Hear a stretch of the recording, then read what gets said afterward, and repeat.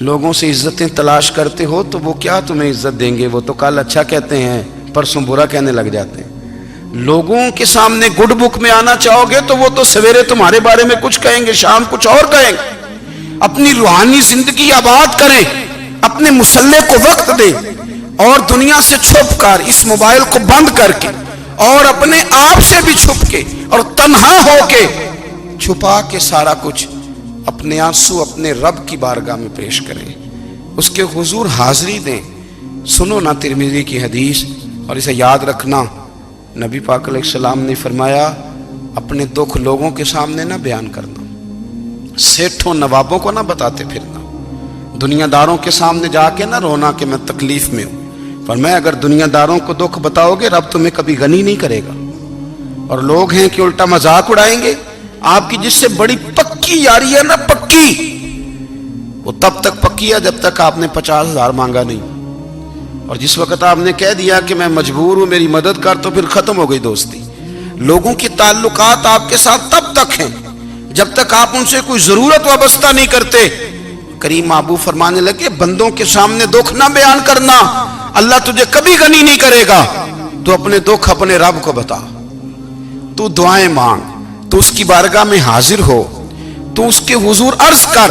فرمایا اپنے دکھ اپنے رب کو بتا، وہ جلدی کرے یا دیر سے کرے تجھے ساری دنیا سے بے نیاز کر دے گا، تجھے کسی کا محتاج نہیں رہنے دے گا۔ اپنے مسلح کو، اپنی دعاؤں، ایک بزرگ فرماتے ہیں میں نے دعا مانگنے کا طریقہ اپنی بیوی سے سیکھا، دعا مانگنے کا طریقہ اپنی، سیکھنے والے تو اپنے بچوں سے بھی سیکھ لیتے ہیں، سیکھنے والے تو ہر ایک سے سیکھتے ہیں۔ وہ کہتے ہیں میں نے دعا مانگنے کا سلیقہ اپنی بیوی سے سیکھا ہے۔ حضرت وہ کس طرح؟ فرمانے لگے میری بیوی نے نا مجھے کوئی کام بتایا، کچھ پیسوں کی ضرورت کے لیے کہا، تو میں نے اسے کہا کہ بھئی ابھی میرے پاس نہیں ہے، کچھ دنوں میں آتے ہیں تو میں دے دوں گا۔ عورتوں کی عادت ہوتی ہے وہ بار بار یاد کراتی ہیں، 2-4 دنوں کے بعد پھر اس نے کہا حضرت وہ میں نے کہا تھا کچھ پیسے، میں نے اسے کہا کہ ابھی میرے پاس نہیں ہے، کچھ دنوں میں ملتے ہیں تو میں تمہیں دے دوں گا۔ اس نے کچھ دنوں کے بعد پھر کہا حضور وہ میں نے کچھ پیسے کہے تھے۔ فرماتے میں نے ڈانٹ دیا، میں نے کہا کہ کیا تو روز مجھے شرمندہ کرتی ہے، کہا نا میرے پاس نہیں ہے، ہوں گے تو دے دوں گا، تو روز یاد کراتی ہے۔ فرماتے ہیں اس نے پہلے تو میری ڈانٹ کو سہا، پھر میرے سخت جملوں نے اس کی آنکھوں میں آنسو پیدا کر دیے، پھر اس نے اپنے آنچل میں اپنے اس دکھ کو سمیٹا، اور پھر اس نے ایک جملہ کہا تو میں رو پڑا، اور مجھے اپنے رب سے مانگنے کا طریقہ آ گیا۔ مجھے کہنے لگی حضرت جی آپ نے ڈانٹ دیا میں نے سہ لیا، پر آپ ہی میرے شوہر ہیں، بتائیں نا آپ سے نہ کہوں تو میں کس سے جا کے کہوں۔ فرماتے ہیں میں رو پڑا، اور میں کھل کے رویا، اور میں تڑپ کے رویا، اور پھر میری سسکیاں بند گئیں۔ تو مجھے کہنے لگی آپ کو کیا ہوا؟ میں نے کہا مجھے بھی دعا مانگنی آ گئی ہے، جب میں اسے کہوں گا نا اللہ تو ہی میرا رب ہے، میں تجھ سے نہ کہوں تو میں کس سے جا کے کہوں؟ میں کیوں کسی بندے سے سوال کروں؟ میں کیوں کسی دنیا دار سے کہوں؟ میں تیرے بندوں کا، نیک بندوں کا وسیلہ لے کے، تیرے محبوب کی غلامی لے کے تیری بارگاہ میں آیا، تجھ سے نہ مانگوں تو کس سے مانگوں؟ سمجھ آ گئی ہے؟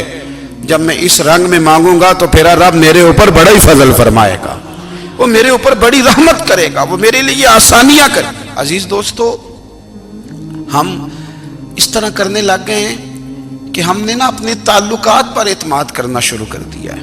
میرے تعلقات بہت ہیں، ہم نے اپنی دولت پر اعتماد کرنا شروع کر دیا ہے، میرے پاس دولت بہت ہے۔ ہم نے اپنے علم پر، اپنی شہرت پر اعتماد کرنا شروع کر دیا ہے کہ میرے پاس فلاں چیز بہت ہے۔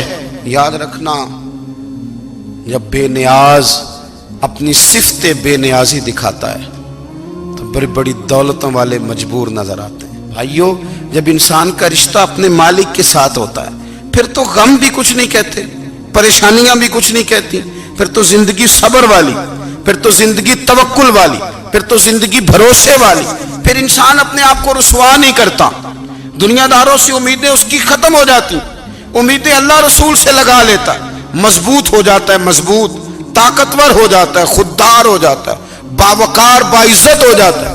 حضرت بہلول دانا رحمت اللہ علیہ بیٹھے تھے تو ہارون رشید حج کر کے آ رہا تھا، تو رستے میں حضرت شیخ سے ملاقات ہو گئی تو السلام علیکم کے بعد کہنے لگا حضور کوئی حکم ہو تو بتائیے گا. تو حضرت بہلول دانا فرمانے لگے تیرا رب کون ہے؟ اس نے کہا اللہ. تو فرمایا میرا کون ہے؟ کہا اللہ. فرمانے لگے تو بڑا ہی بیوقوف ہے، کیا تو یہ سمجھتا ہے کہ رب ہارون رشید کو تو دے گا اور بہلول دانا کو بھول جائے گا؟ تیرا بھی وہی رب ہے، میرا بھی وہی رب ہے. اس نے اگر تجھے دے کے آزمایا ہے تو ہو سکتا ہے مجھے نہ دے کے آزما رہا ہو. جب اس کی حکمت کے تقاضے ہوں گے تو عطا کرے گا اور دے گا. تو جا اپنا کام کر. بھائی اپنی روحانی زندگی، اپنی عبادات، اپنے وظائف، اپنے روزمرہ کے معاملات، اپنی دعائیں، اپنا استغفار. دیکھو کوئی مشکل کام تو نہیں 2 رکوع ہیں سورہ واقعہ کہ اگر رات کو پڑھ لی جائے تو. میں کس طرح یہ بات بیان کروں کہ تعویذ بانٹنا آسان ہے اور وظیفہ بتانا مشکل ہے. سارا دن تعویذ بانٹیں تو لوگ لینے کو تیار ہیں، اور اگر آپ وظیفہ بتائیں تو کہتے ہیں تو مشکل کام ہے. او خدا کے بندے، اگر آپ کا تعلق قرآن پاک کے ساتھ مضبوط ہو، قرآن پاک کے ساتھ اگر آپ کا رشتہ ہو، لوگ سفارشیں ڈھونڈتے ہیں نا دنیا میں، کوئی تعلق مل جائے تو میرا کام ہو جائے. دنیا میں اتنا مشکل معاملہ ہے، آخرت میں مجھے بتائیے گا کتنا مشکل معاملہ ہوگا. میرے نبی پاک صلی اللہ تعالی علیہ وسلم نے فرمایا جو لوگ سورہ ملک پڑھا کرتے تھے نا، سورہ ملک، یہ سورت ملک قیامت میں ان کی سفارش کرے گی، اور اس طرح کرے گی کہ کہے گی اے اللہ یہاں اس بندے کو جنت میں داخل کر دے یا مجھے قرآن پاک سے علیحدہ کر دے. تو رب فرمائے گا جا اس کا دامن تھام کے اسے جنت تک پہنچایا. آپ بات کو سمجھیں، جب آپ کے تعلقات اپنے معاملات کے ساتھ مضبوط ہوں گے. یہ نبی کریم نے وعدہ کیا ہے کہ تو سورت واقعہ پڑھ تیرے گھر میں فاقہ نہیں آئے گا. حضرت عبداللہ ابن مسعود رضی اللہ تعالیٰ عنہ بیمار تھے تو حضرت عثمان غنی رضی اللہ تعالیٰ عنہ تیمارداری کے لیے تشریف لے گئے اور جا کر کے کہا کہ آپ بڑے بیمار ہیں، آپ کی بیٹیاں زیادہ ہیں، میں چاہتا ہوں کہ خزانے میں سے کچھ مدد کروں. تو سیدنا عبداللہ ابن مسعود رضی اللہ تعالیٰ عنہ اٹھ کے بیٹھ گئے اور کہنے لگے امیر المومنین، اللہ آپ کو میری طرف سے، میری بیٹیوں کی طرف سے بہتر صلہ دے. میری بیٹیوں کو کسی خزانے کی ضرورت نہیں، میں نے انہیں خزانہ دے دیا ہے. کہا جناب آپ نے کون سا خزانہ دیا ہے، میں آپ کے مالی معاملات کو جانتا ہوں. تو فرمانے لگے امیر المومنین، میرے نبی کریم نے فرمایا ہے جو سورت واقعہ پڑھے اسے کبھی فاقہ نہیں آتا. میں نے بیٹیوں کو یاد کرا دی ہے، یہ خزانہ میں نے انہیں دے دیا ہے. وہ سارے والدین سنیں جو بیٹیوں کے لیے پریشان رہتے. حضرت عبداللہ ابن مسعود نصیحت کر رہے ہیں، فرمانے لگے میں نے سورت واقعہ یاد بھی کرا دی ہے، پڑھنے کی عادت بھی ڈال دی ہے. حضور نے فرمایا ہے جو سورت واقعہ پڑھے اسے فاقہ نہیں آتا. کہنے لگے چاند تو اپنی جگہ چھوڑ سکتا ہے، سورج گر سکتا ہے، تارے ٹوٹ سکتے ہیں، پر مدینے والے رسول کی بات غلط نہیں ہو سکتی. حضور نے فرمایا فاقہ نہیں آئے گا تو انشاءاللہ کبھی بھی نہیں آئے گا. کرنے کا کام یہ ہے کہ ہم اپنے معاملات، اپنی عبادات، اپنی دعائیں، کبھی 10 منٹ عادت ہو جائے نا دعا مانگنے کی علیحدہ سے رات کو. حضور نے فرمایا جو فرض نماز کے بعد دعا مانگے اللہ اس کی قبول کر لیتا ہے. نبی پاک صلی اللہ تعالی علیہ وسلم نے فرمایا اللہ مسافر کی دعا قبول فرماتا ہے. حضور نے فرمایا اللہ مظلوم کی دعا قبول فرماتا ہے. حضور نے فرمایا بیمار سے دعا کراؤ اللہ اس کی دعا قبول فرماتا ہے. میرے نبی پاک نے فرمایا ماں باپ جب بھی اولاد کے لیے ہاتھ اٹھائیں، ویسے تے بلے شاہ تو آسمانی اڈ دیا ہی پھڑ دیں، جڑا گھر بیٹھا انہوں بڑھیا ہی نہیں. حضور فرمانے لگے ماں باپ جب بھی اولاد کے لیے دعا فرمائیں اللہ ان کی دعا کو قبول کرتا ہے. آپ اپنا تعلق بنائیں دعا کے ساتھ، عبادت کے ساتھ، مصلی کے ساتھ رشتہ بنائیں، استغفار پڑھیں. صلاح الدین ایوبی صلیبی جنگوں میں تھے، رات کو مسجد اقصیٰ میں نماز پڑھی تو پریشان تھے. ایک بزرگ سے ملاقات ہوئی تو وہ کہنے لگے کہ آپ بڑے پریشان ہیں. کہنے لگے حضور پریشان اس لیے ہوں کہ پہلے ہی مسلمان کمزور ہے، اب میں نے سنا ہے دشمن کا ایک بحری بیڑا وہ جنگی سامان سے بھرا ہوا آ رہا ہے، تو اب ان کے پاس اور تلواریں اور نیزے آ جائیں گے، مسلمانوں کے پاس پہلے ہی وسائل کی کمی ہے، پریشان ہو کس طرح کر کے مقابلہ کریں گے. یہ بات کہتے ہی صلاح الدین ایوبی نے بزرگوں سے کہا حضور آپ بھی دعا کرنا، دعا کی بڑی طاقت ہے. میرے نبی پاک نے فرمایا دعا مومن کا ہتھیار ہے، دعا مومن کا، دعا مومن کا۔ حضور نے فرمایا تقدیر کو سوائے دعا کے کوئی چیز نہیں بدل سکتی، دعا مومن کا ہتھیار ہے، یہ کافر کے پاس کوئی نہیں، یہ ہتھیار ہے مومن کا۔ اللہ کرے آپ کو سمجھ آئے، پھر سنیں، کئی بار کہہ چکا ہوں یہ ہتھیار ہے۔ کافر کے مقابلے میں جو تیرے پاس سب سے بڑا ہتھیار ہے وہ دعا ہے۔ دعائیں کرانی چھوڑ دی، کرنی چھوڑ دی، لینی چھوڑ دی۔ حضرت سیدنا انس بن مالک رضی اللہ تعالیٰ عنہ فرمایا کرتے تھے، میں نے وہ رنگ دیکھا ہے جب حضور دعا مانگتے تھے اور حضور کی مقدس آنکھوں میں آنسو بھی ساتھ ہی بہا کرتے تھے، میں نے وہ انداز دیکھا ہے۔ تو صلاح الدین ایوبی بزرگ سے کہنے لگے آپ بھی دعا کیجیے، اور خود رونے لگے اور سر سجدے میں رکھ کے رونے لگے، اور عشاء سے لے کر فجر تک روئے، خوب روئے۔ صبح وہ بزرگ آئے تو صلاح الدین ایوبی کا خوبصورت اور ہنستا ہوا چہرہ دیکھا، کہنے لگے آپ بڑے خوش ہیں، رات تو میں نے بڑے روتے ہوئے دیکھا تھا۔ تو کہنے لگے حضور وہ جو بحری بیڑا آ رہا تھا نا وہ پانی میں ڈوب گیا ہے، اب وہ نہیں آ رہا، ابھی خبر آئی ہے تو میں بڑا خوش ہوں۔ بزرگ کہنے لگے اٹھ سینے سے لگ اور سن ایک بات، وہ بحری بیڑا پانی میں نہیں ڈوبا، وہ تیرے آنسوؤں میں ڈوب گیا ہے۔ وہ جو تو رات رویا ہے نا رب کریم کی بارگاہ میں تو وہ ڈوب گیا ہے۔ حضرت عائشہ صدیقہ رضی اللہ تعالیٰ عنہ فرماتی ہیں ایک عورت تھی اور اسے نبی پاک صلی اللہ تعالیٰ علیہ وسلم نے نا وہ کلمہ پڑھ کے مسلمان ہوئی، مدینہ طیبہ آ گئی تو حضور نے مسجد نبوی شریف میں اس کے لیے مکان، ایک سادہ سا کمرہ ساتھ مسجد کے بنوا دیا، وہیں رہنے لگی۔ اکثر وہ سیدہ طیبہ کے پاس آتی تو حضرت عائشہ صدیقہ رضی اللہ تعالیٰ عنہ فرماتی ہیں وہ بڑی باتیں سناتی اور آخر میں کہتی وہ ہار والا دن بھی بڑا عجیب دن تھا اور میرے رب کی قدرتوں کا دن تھا، وہ بھی بڑا عجیب دن تھا۔ سیدہ عائشہ صدیقہ رضی اللہ تعالیٰ عنہ ایک دن فرمانے لگی کہ تو ہار والے دن کا بڑا ذکر کرتی ہے، وہ کیا دن تھا؟ تو خاتون کہنے لگی اماں جی وہ دن تھا جب میرے رب پر بھروسہ اور مضبوط ہو گیا، جس دن میرا اپنے رب پر توکل اور بڑھا، میرے ایمان میں یقین میں اور پختگی آئی۔ کہنے لگی میں ایک گھر کی کنیز تھی، نوکرانی تھی، اس گھر میں ایک بچی تھی جس کے پاس سونے چاندی ہیرے جواہرات کا ہار تھا۔ اس زمانے میں نا چمڑے کے اوپر لوگ ہیرے جواہرات لگاتے تھے، کئی دفعہ سرخ رنگ کے چمڑے پہ لگائے جاتے تھے، وہ بچی پہنتی تھی۔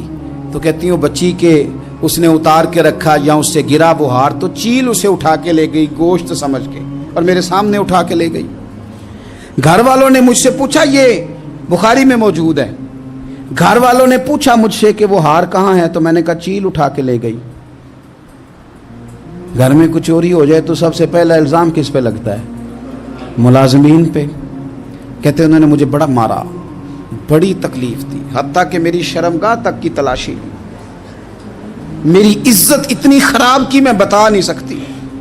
میں نے اپنی زندگی میں ایک واقعہ دیکھا، ایک امیر گھر میں چوری ہو گئی، ملازم کو اتنا مارا کہ وہ چارپائی پہ پڑ گیا، پولیس والوں سے اتنی مار پروائی گئی کہ وہ بیچارہ چارپائی پہ پڑ گیا، اور پھر وہ اتنا بیمار ہوا اور کچھ دنوں کے بعد پتہ چل گیا کہ چور تو اپنا بیٹا ہے ان کا،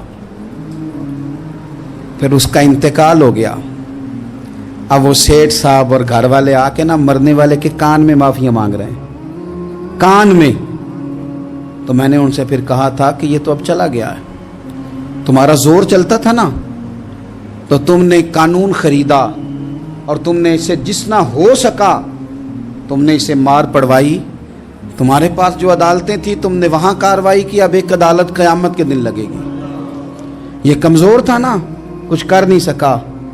میرے نبی پاک صلی اللہ علیہ وسلم نے فرمایا سن لو، اگر سینگ والی بکری نے بغیر سینگ والی بکری کو تکلیف دی ہوگی نا تو قیامت کے دن اسے بھی بدلہ دینا پڑے گا کہ تیرے پاس سینگ تھے اور تو نے اسے مارا تھا۔ وہ خاتون عرض کرتی ہے سیدہ عائشہ کی خدمت میں کہ مجھے بڑا مارا، مجھے تکلیف دی، میں کہہ رہی تھی کہ میرے سامنے چیل لے گئی ہے پر وہ نہیں مان رہے تھے، اماں جی انہوں نے مجھے بڑا مارا۔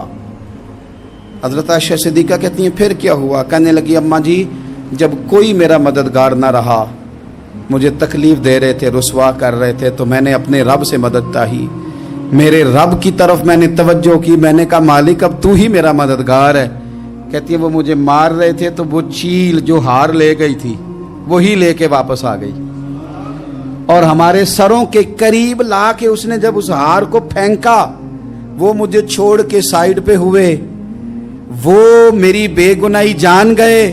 लेकिन आपको बताऊं, उस दिन से मेरा अपने रब पर यकीन और बढ़ गया।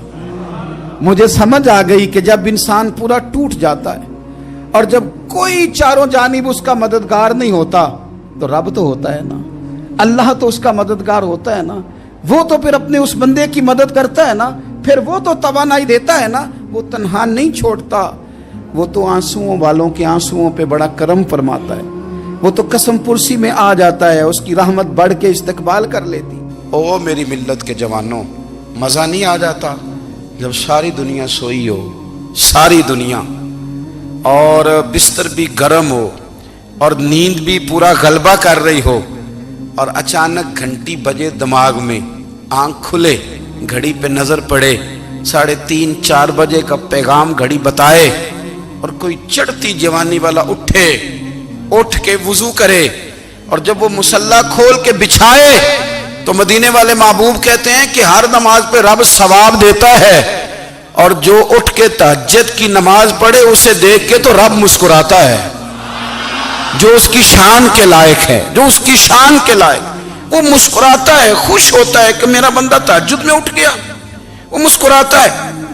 काश हमारी सुबहें कभी अपने मालिक के नाम हो जाएं, काश के सुबह। हजरत अबुल हसन रहमतुल्लाह ताला अलैह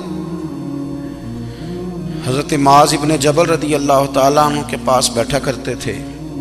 फरमाते हैं उनसे जो प्यार बढ़ा तो फिर मेरा मुसल्ले से भी बढ़ गया। ताबी हैं, फरमाते हैं सहाबी रसूल से मोहब्बत हुई तो जिक्र से भी हो गई, फिर दुरूद शरीफ से भी हो गई, मोहब्बत उनसे बढ़ी तो फिर अल्लाह ने मस्जिद का प्यार भी बढ़ा दिया। आप फरमाते हैं कि मेरी हर वक्त तबीयत चाहती थी कि बस अल्लाह अल्लाह करूं, बस अल्लाह अल्लाह करूं, बस ना मैं जरा थोड़ी जान छुड़ाऊं लोगों से, को 10 मिनट मिले तो मैं कुछ 4 नफल पढ़ लूं, मैं थोड़ा सा ना बचूं लोगों से, और मुझे तस्बीह मिले तो मैं ना कुछ 400-500 दफा इस्तिगफार पढ़ूं, सुभान अल्लाह, अल्हम्दुलिल्लाह, अल्लाहु अकबर, ला हौला वला कुव्वता इल्ला बिल्लाह, मैं ना तस्बीहात पढ़ूं। फरमाते हैं कि बच्चे थे घर में 6-7, गुर्बत थी, काम मिलता कोई नहीं था, और मैं काम चोर नहीं था, काम ढूंढता था, पर अल्लाह की कुदरत के काम नहीं मिलता था। फरमाते हैं कि मैंने एक दिन अपनी अहलिया से कहा कि आज मैं फिर जाता हूँ काम ढूंढने, तो मेरी बीवी बड़ी फर्मा बरदार थी, पर उस दिन ना गुर्बत के हाथों तंग आके कहने लगी, आज नाना कोई तू चीज़ लेके आया, तो मुझसे बच्चों की भूख नहीं देखी जाती है, सब रोगां दा रोग मुहम्मद जिसदा नाम गरीबी, कंड बुला के लंघ जाते नहीं दोस्त यार करीबी, आज ना कुछ लेके आया तो मैं बच्चे लेके मेके चली जाऊंगी।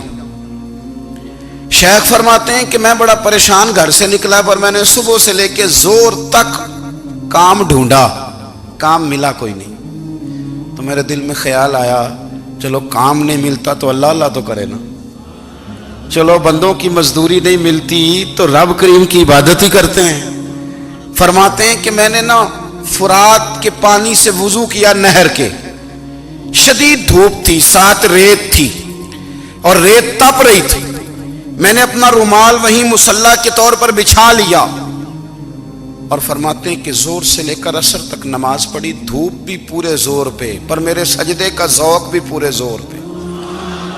फरमाते हैं सूरज भी चमक रहा है और रब की इबादत का ज़ौक़ भी पूरे जोर पे, मैं सजदा करूं तो फिर मेरा उठाने को जी ना चाहे। मेरे उस्ताद लिखा करते थे, ये उनका शेर है, वो कहा करते थे मुझे सोज दे, मुझे साज दे, और मुझे नीम शब का न्याज दे, दमे सजदा खुद को मैं तोड़ दूं, मुझे ऐसा ज़ौक़ नमाज दे। और मैं तेरी बहार का फूल हूं, मैं खिला भी हूं तो तेरे लिए, मुझे मेरी शाख से तोड़ ले, मुझे अपनी जुल्फ का नाज दे। भाई फरमाते हैं कि असर तक मैंने नफल पढ़े, दिल ढलने लगा, असर की नमाज पढ़ी और मैं वहां से चला। अब मैं जब निकलने लगा तो दिल में ख्याल आया कि छोटी छोटी दीवारें हैं घर की, बगैर कुछ लिए जाऊंगा तो बीवी दूर से देखेगी तो शोर करेगी कि फिर खाली हाथ आ गया है। कहते मैंने अपने उसी रुमाल में जिस पे मैंने नमाज पढ़ी थी ना, रुमाल में पक्की आखी दे पंजाबी च साफा कहते हैं। उसी में ना मैंने कुछ रेत भर ली कि वो दूर से देखेगी तो समझेगी कुछ लेके आया है, चलो जाके उसे बता दूंगा कि आज फिर मजदूरी नहीं मिली। कहते हैं वो रेत लेकर जब मैं घर में गया तो पहले बीवी दरवाजे पे खड़ी होती थी, पूछती थी खाली हाथ आ गए हो? आज मैंने देखा तो है ही कोई नहीं। फरमाते मैं अंदर दाखिल हुआ, सलाम लिए, कोने में मैंने वो रुमाल रख दिया और मैंने आवाज दी कि भली मानस कहाँ हो? तो वो कहने लगी आप मुंह हाथ धो ले, मैं रोटी लेके आई।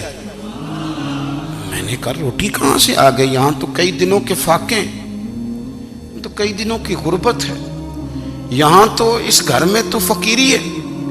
फरमाते हैं कि वो रोटी लेके आई और उस वक़्त की जो मौजूदा नेमतें थी, समझ ले सलाद अचार हर चीज साथ लाई। मैंने कहा कि बच्चे कहाँ गए? कहने लगी वो खाना खा के खेलने गए, आप खाना खा लें आ जाते। खाना उसने चुन दिया। मैंने हैरत अंगेज लहजे में सारी नेमतें अपने दस्तरखान पे देख करके बीवी से पूछा ये कहां से आया खाना? बच्चों को तूने कहां से खाना खिलाया? ये सारा कुछ कैसा है? तो कहने लगी पता नहीं आज आप किस करीम की मजदूरी करने चले गए थे, पता नहीं किस करीम की। मेरे घर में तो इतनी नेमतें आई हैं कि मुझसे संभाली नहीं जा रही, इतना अनाज है, इतना गंदुम है, किस करीम के दरवाजे आज चले गए थे? ये कहते कहते वो उठी और उठ करके कहने लगी पहले बड़ा कुछ आया था, अब क्या ले आए हो? और जा करके ना उसने वो रेत वाला रुमाल खोला। कहने लगे मैं तो लेके आया था रेत, तो मेरे रब ने उसे भी सोने और हीरे बना दिया था। जब आपकी तवज्जो अल्लाह की जानी, मेरे नबी पाक सल्लल्लाहु ताला अलैहि वसल्लम ने फरमाया हर चीज अपने रब से मांग, हर चीज मांग, हर चीज मांग। या रसूलल्लाह क्या कुछ? मेरे महबूब ने फरमाया तेरे घर में नमक भी खत्म हो जाए तो वो भी अपने रब से मांगा कर। तू मांगना, वो तुझे देगा, तो उसकी बारगाह में कशकोले तलब दराज तो करना। और तिरमिजी शरीफ में अजीब लफ्ज है, रसूल कायनात ने फरमाया, रब करीम फरमाता है जब मेरा बंदा हाथ उठाता है ना तो मुझे हया आती है कि मैं खाली कैसे लौटा दूं।